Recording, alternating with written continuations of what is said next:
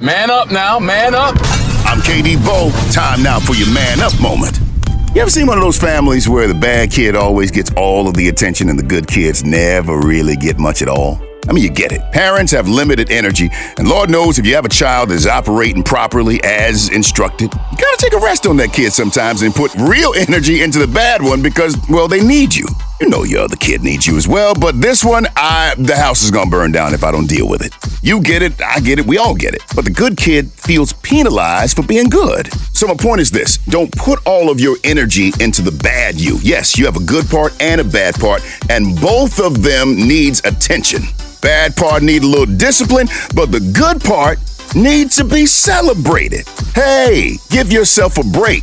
Sure, the bad exists, but the good does as well. Don't pity-pat it. Celebrate it. For weekly motivation, text the word brothers to 56525. Man up. Welcome to another edition of Man Up. I am KD Bowe, and this is the relationship edition. Listen, you want us to slay the giant? Nothing. We got you. Need us to meet a need that is physical? No problem. Ask us to do something outside of our skill set, like talk about our feelings? Houston, we have a problem. Don't worry about it, gentlemen. Today, I'm dealing with some issues that's going to help you in your relationship. Licensed therapist and life coach Robin May joins me once again. We're going to do like a grab bag of sorts and answer a bunch of questions from you, our very faithful viewers. But first, I had the wonderful opportunity of sitting down and having a great conversation with JJ Hairston of Youthful Praise. Dude's got an amazing testimony, and let me tell you something. It goes far beyond music, far beyond the stellar awards he won. We're going to talk relationships a little later on, but this brother and his marriage, testimony city. In the studio with JJ Hairston. What up, man? You good? I'm good, man. How you feel? I'm real good, bro. I keep telling you, brother, that at one point, I'm going to get my beard off a layaway, man. Man, you got it. You got it. You got it at the right. Honestly, you got it where I need to be right now. You trying to bring yours down? Yeah, my wife won't let me, but she likes the beard. She likes it full, yeah. You ain't found yourself on one of them beards with gray sweatpants? Nah. Facebook pages. Nah, not yet. You don't want to be up there, trust me. Nah, trust me. Hey, man, so you, I appreciate you and what you bring to the table. Thank you. What's your thing? Like, everybody's got a thing. It could be singing. It could be ministering. Hey, man, it could be putting together like Lego cars or whatever. I mean, but if I would just ask you off the cuff, what's your thing? My thing is, wow, that's a crazy question. I like to promote. That's my thing. I like to organize. Okay. People assume I love to sing. I like the process of putting things together. So like orchestrating a recording, that's fun for me. Wow. The promotion of it after it's over, was like, okay, I'm good. But the actual process, I love that. Take me back to when you realized that you really had some talent, but even before that, like, what was it like growing up in the Hairston household for you? Wow. So that's what's crazy. There was no Hairston household. Tell me about it. My mom and my stepfather, they got married when I was young. So we grew up, moved out of Brooklyn, where everything I knew, moved to Connecticut.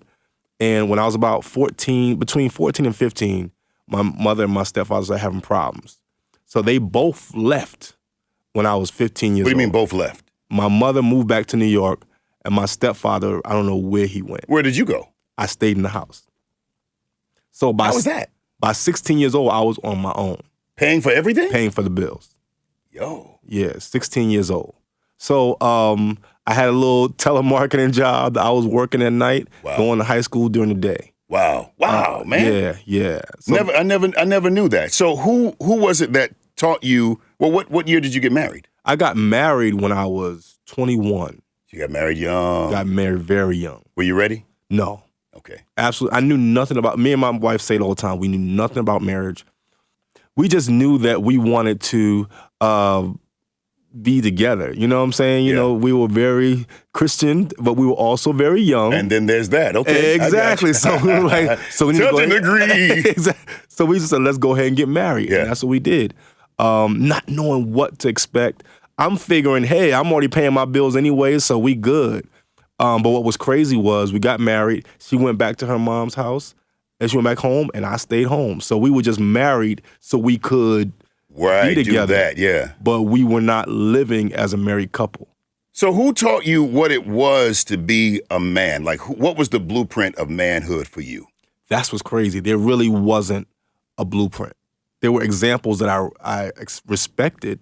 I respected my grandfather, but never lived with him. I respected my father-in-law, but never lived with him. So I never had an in-house presence of what a man should So you never be. knew. So if I would say, if at that age, at 21 years old, or even 17 or 18, Yeah. a man does this, Right. fill in the blank. What is that? Worked, took care of the bills. That's all I knew. Not the emotional attachment that you're supposed to have, the respect you're supposed to have for your family, that nurturing thing you're supposed to have for your family, I never saw it. So all I knew was you pay the bills and take care of your family financially. I'd seen my grandfather do it. I'd seen my stepfather do that at least. I'd seen my father-in-law do it. And that's what I thought being a man was. So anything outside of that I thought was cool because at least I'm paying the bills. You know what I mean? How did you come around, man? Like, what was the thing that taught you to say, hey, man, this is what being a real man is? 2004, I was, praying and asking, like, hey, I'm looking for our musical career to move forward, whatever. And it was like, you're ignoring your favor. That's what I heard God tell me clear as day. Ignoring your favor. Yeah, because the Bible said that he that finds a wife finds a good thing and favor with the Lord. Wow. And I was ignoring my wife. Me and my we still were separated, going in and out.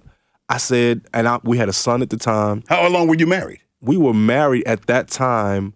Had to be at least 6 years. Living in separate households? Living in separate households. Man, bro. Yeah, we had other relationships, everything while being married. I can be honest on here, right? No, I appreciate it. No, I Yeah. need you to be honest. Wow. Yeah, so we did that, and then we said, you know what? No, this is not what God wanted. So I said, I ignored the music career at that point. Like, wow, I didn't realize that I'm holding up not just my family, I'm holding up everything because I'm not doing right by my family. Changed everything. I remember I had a conversation with my son. He was a kid, 4 years old. So I don't know how much he could really understand. But I said, son, from this day, everything's going to be different. And he cried. Now, I didn't understand at that time that it was really affecting him.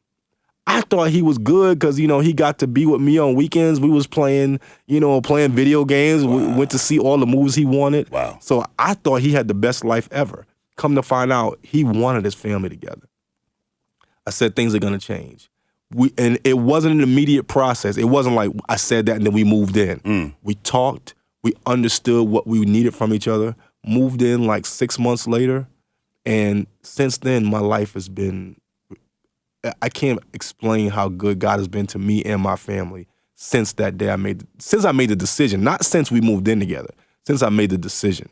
And that's why I tell men everywhere, I don't know how to say this, but I tell real dudes, like, I know you think that it's cool to do this, that, and the other. I'm telling you. What's this, that, and the other? Like, have as many chicks as you want, play the field as much as you want. I would rather be everything to one woman than to try to be something to every woman. And I think God has really favored me and my wife because we have such a story and we have a testimony that God can heal anything. And if you want him to, some people are like, we're not at that space anymore. I'm cool with that too. But if you want it, God can heal it. So you started pouring into your son. So your oldest son was 4 years old? Yeah.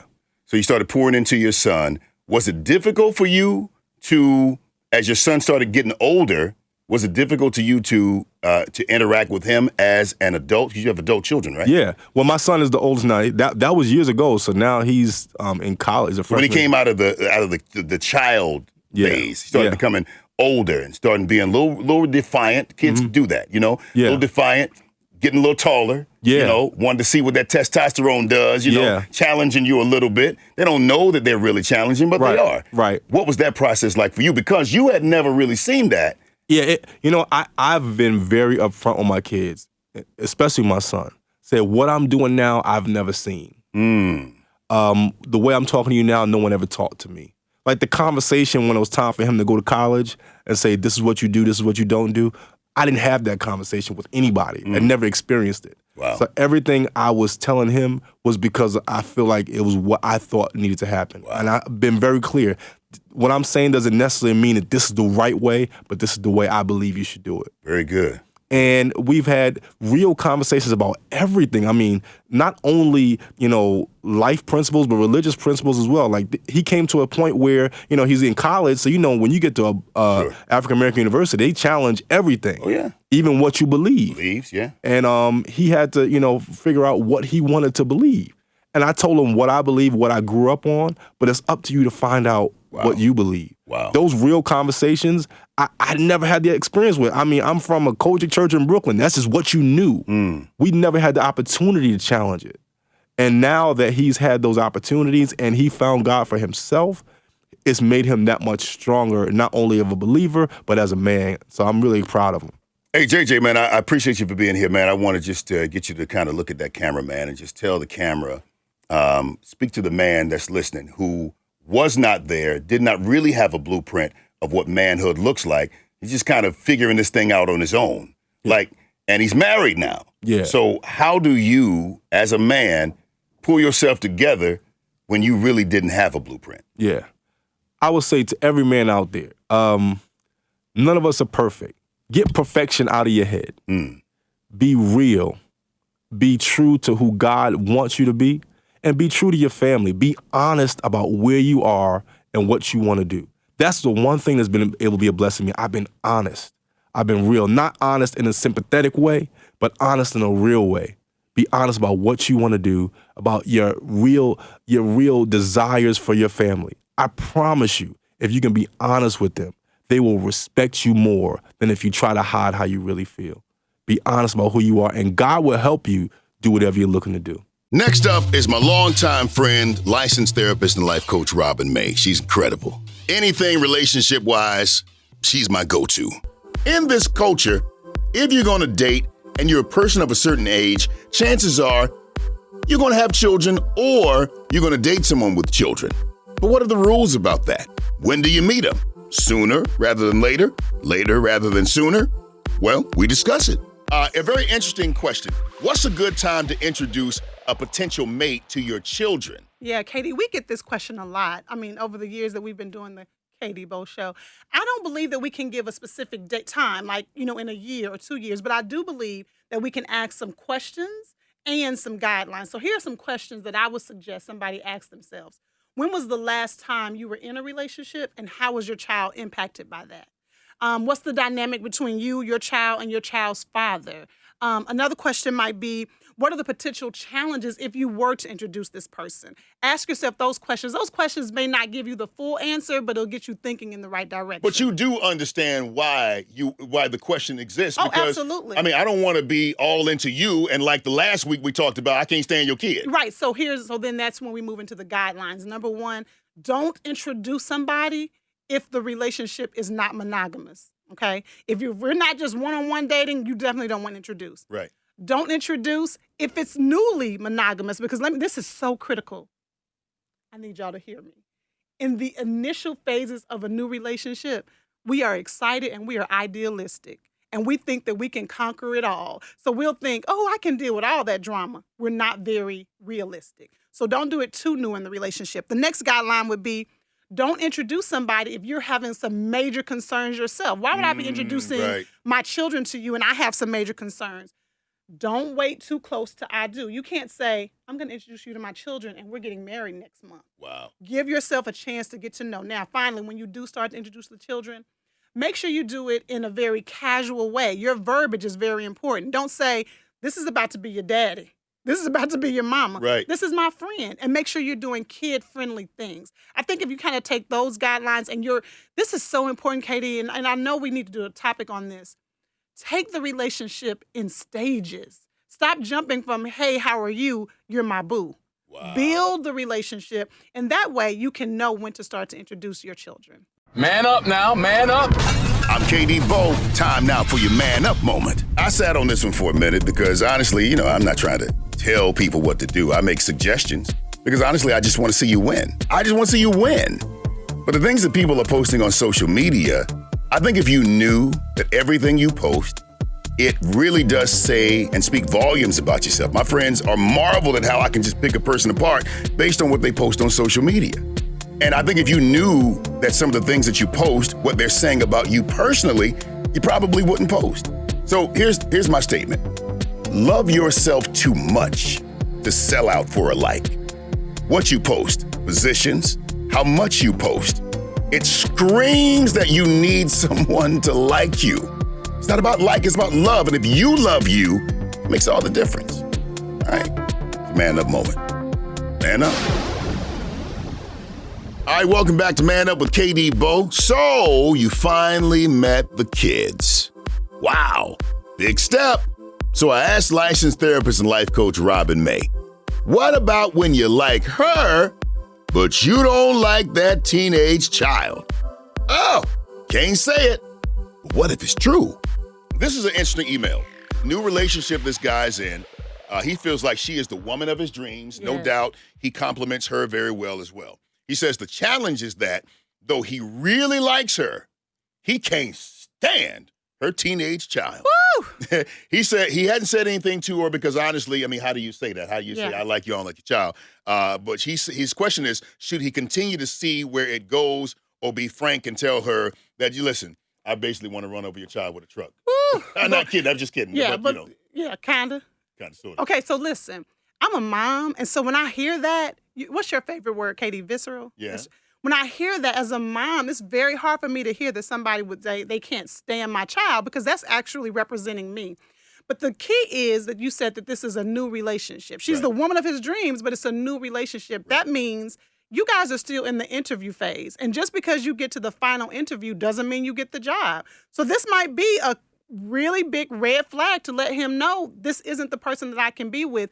If you are saying, I can't stand them or stand the son, and your emotions are that strong because that's her son. It brings up a very interesting question, though, because, you got the dynamics of me and you, but how strong should the dynamics between an adult and a child be, though? Oh, my gosh, but I love that you said that because we all know, let's just keep it real, first of all, particularly when kids get in that those teenage years. Right. There can be some things about them that you're like, even your own kid, like, I'm not even liking that in you right now.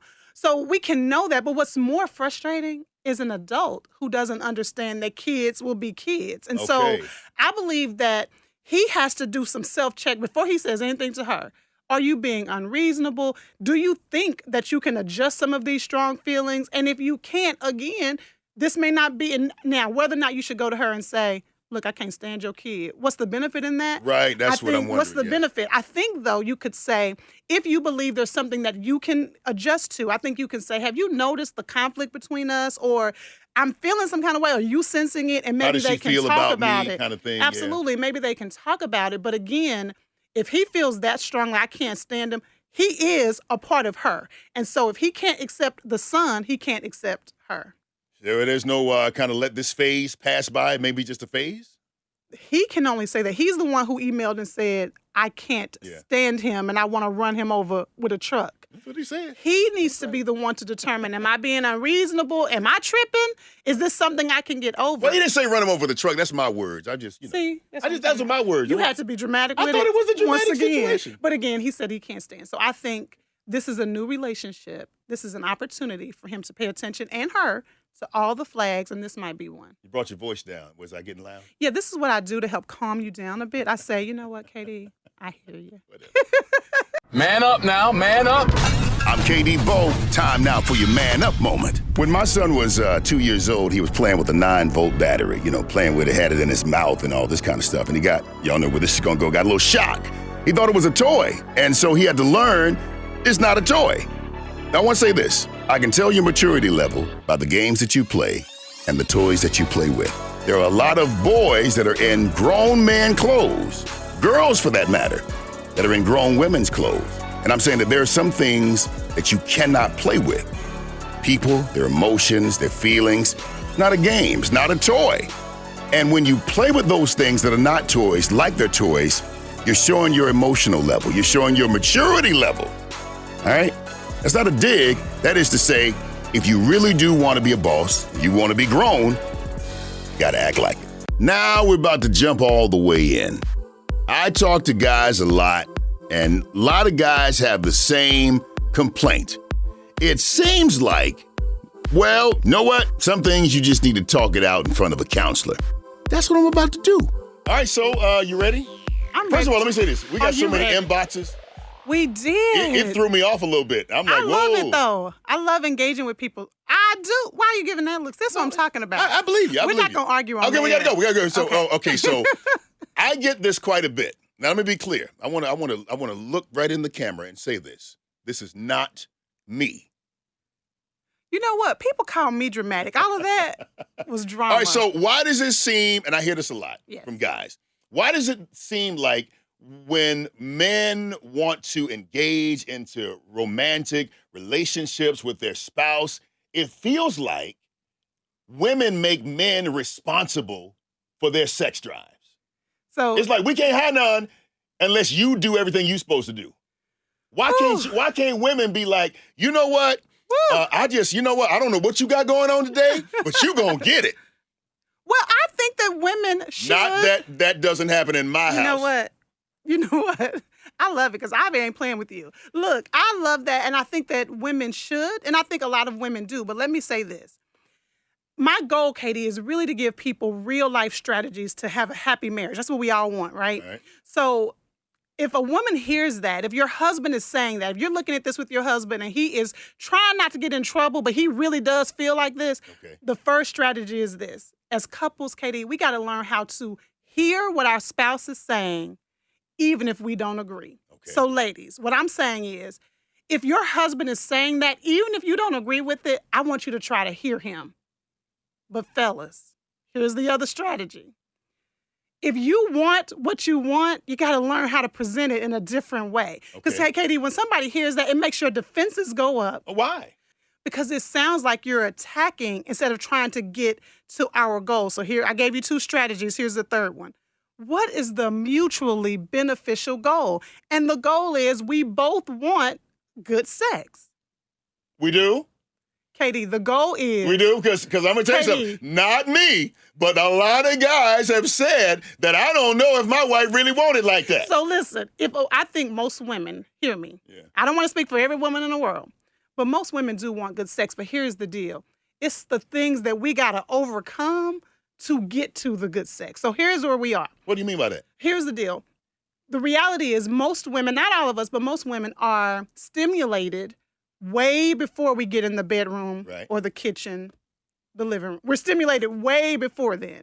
A lot of times it's an emotional stimulation. And the reality is our husbands have a strong impact on our being emotionally aroused. So we are responsible for your sex drive. You're not only responsible, but you have a great impact on it. So we 75% responsible for your sex drive. You can put whatever percentage on it that you want. I would say, instead of losing the forest for the trees, stop focusing on who's responsible. How about saying this? Why can't no, I'm not going to let you go there, Robin. Because you're I know where you're going with it. You're losing the point. I don't mean to lose the point. Let me ask you a question before we go here. Okay. Do you want to debate on who's more responsible, or do you want to get to good sex? Which one is more important? Okay, I want to get to good sex. Not that I don't already get to it.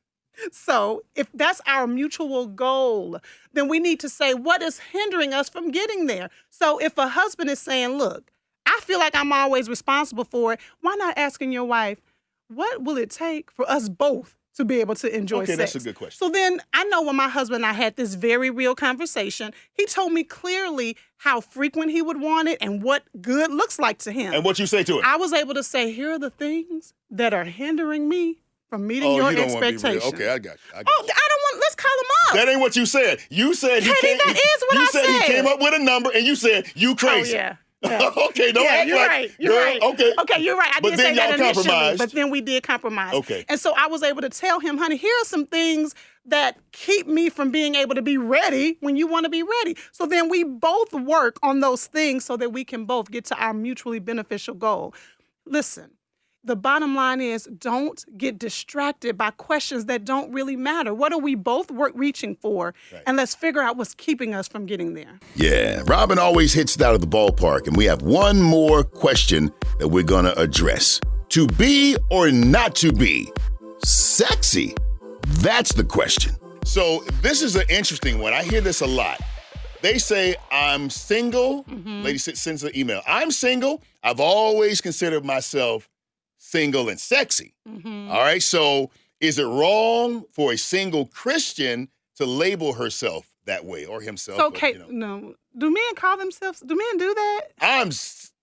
I'm sexy, but I'm married, so I guess that's okay. Anyway, let me ask you this. Do you think she's meaning in the way she walks, in the way she talks, in the way she dresses? What do you think she's talking about? I don't know what she's talking about. I would only imagine that she probably like, the way I dress and, my hair is and, my swag. Her stilo. Yeah. So this is kind of, this is a tough one for me because I'm raising 3 daughters. And this is what I kind of think. I think we live in an over-sexualized society, and I believe that Christian women have fallen victim to that. But I believe that there's a total opposite side that tries to tell us that if we wear baggy sweats, that's the only way we can be holy. Wow. So this is what I think. I don't think your goal, and I might not be right, I just don't think your goal should be, let me wake up in the morning and figure out how I can be sexy. As a matter of fact, a lot of men I know have said, and I'm going to ask you, if a woman is trying too hard to be sexy, she's missing the mark. Most of the time, that's not what sexiness really is when you are trying to be. Would you agree with that? Well, sexy is it really depends on the person that's viewing it, in my opinion. I agree, yes. Like, I mean, I'm sure you try your best, to be sexy to Lee. my husband. Right, but if I see you, let me be clear. I mean, you want to flip what your you hair? say- Yeah, what I'm you sure saying, you are, sir? but it doesn't impact me the same way. Right, is and what I I'm feel saying. you with that, yes. Yeah, so, but I think that if you feel in yourself, Right. I don't know. I don't think we should get caught up on the letter of the law, but it's the spirit. It's the spirit. Right, saying, but I think the goal should be then to feel good about yourself, to be confident, to make sure you're beautiful. And listen, we're talking to a Christian audience, right? And so because we would be remiss not to use the word. And let me tell you what the Bible says. 1 Timothy says, I want women to be modest in their appearance, that they should be decent and appropriate. So hear me. I don't think it's anything wrong with showing your assets and making sure you look good. Showing your what? Assets, sir. All right. Showing your assets. But I think you have to do so in a way that is, that is decent and appropriate. And that's different for everybody. So in other words, what I consider modest, somebody else may not. And I think that's what you have. It's to subjective. Shine. That's the word I want to use. It's extremely subjective. But again, I think as women, let's be real, ladies, we know how to get the attention when we want to get the attention. And the question is, should you get up in the morning saying, I want to get out, I'm going to show it. You know that it is for you so that I can get all that attention. And if you're thinking that, does that line up with that scripture that we should be decent and appropriate? And I think that's an individual process for a woman to do. And I don't think that, there's some people who are just naturally curvy. Yes. You ain't got to live your life in bondage because somebody wearing baggy sweats all the time, Right, because your cup is overflowing. It ain't nothing really, okay, did I say that? But here, Katie, I think that's true. And we as women, we got to be real. You know how to present it in a way that's classy There you go. and not trashy. There you go. And I think that's what should be your goal. Okay, so to answer the question, is it okay to determine you as a Christian woman to define yourself as sexy? I don't believe that should be your goal. I believe you should present yourself as a single woman. Now, as a married woman, all day long, I want to make sure I'm sexy for Lee. Right. But as a single woman, I think your goal should be to present your best self. Because, honey, your smile could be what he considers sexy. So I don't think you should wake up in the morning saying, I want to go be sexy. Because if you're trying that hard, you're missing the mark anyway. And because it's such a subjective term, then the truth is, be confident, be bold, be unapologetically you. And sexy ain't nothing that you got to define yourself as. Exactly. They will. Man up now, man up. I'm KD Bowe. Time now for your man up moment. You ever seen one of those families where the bad kid always gets all of the attention and the good kids never really get much at all? I mean, you get it. Parents have limited energy, and Lord knows if you have a child that's operating properly as instructed, you gotta take a rest on that kid sometimes and put real energy into the bad one because, well, they need you. You know your other kid needs you as well, but this one, the house is gonna burn down if I don't deal with it.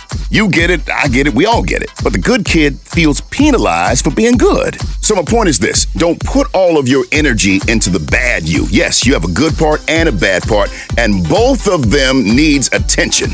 Bad part need a little discipline, but the good part needs to be celebrated. Hey, give yourself a break. Sure, the bad exists, but the good does as well. Don't pity pat it. Celebrate it. For weekly motivation, text the word brothers to 56525. Man up.